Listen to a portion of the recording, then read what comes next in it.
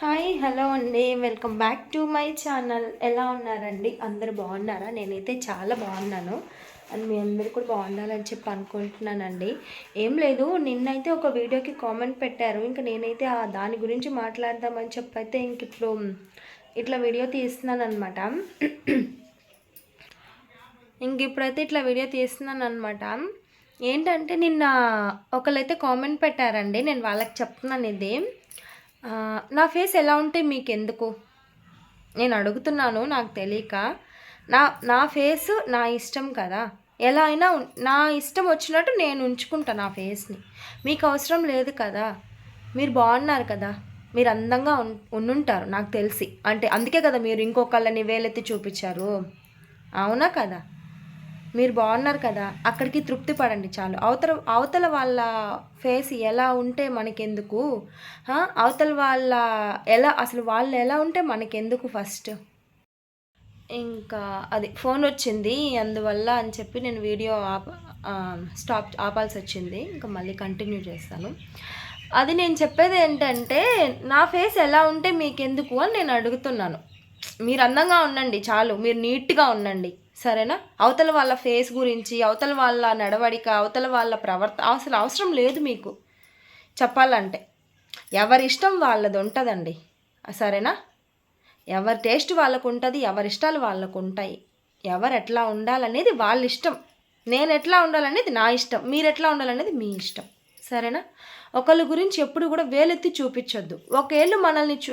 ఒక వేలు అవతల వాళ్ళని చూపిస్తుందంటే 3 ఏళ్ళు మనల్ని చూస్తున్నట్టు లెక్క.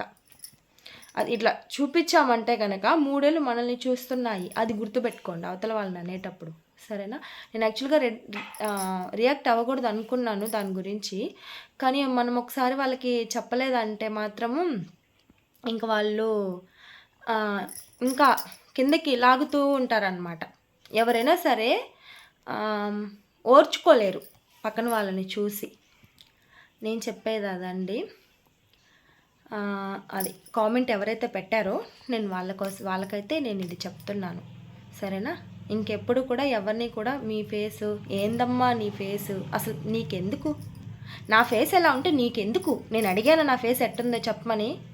నేను చూడమన్నాను నన్ను చూడమన్నానా? నా వీడియోస్ చూడమన్నానా నిన్ను?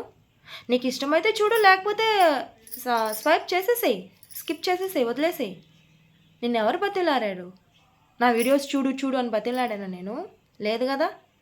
నీకు ఇష్టమైతే చూడు, లేకపోతే వదిలేసేయి. నిన్నెవరు వీడియో ఓపెన్ చేసి నా ఫేస్ చూసి నా కామెంట్, అసలు ఎవరు పెట్టమన్నారు నిన్ను కామెంట్? నా ఫేస్ ఎలా ఉంటే నీకెందుకు? అనవసరం కదా.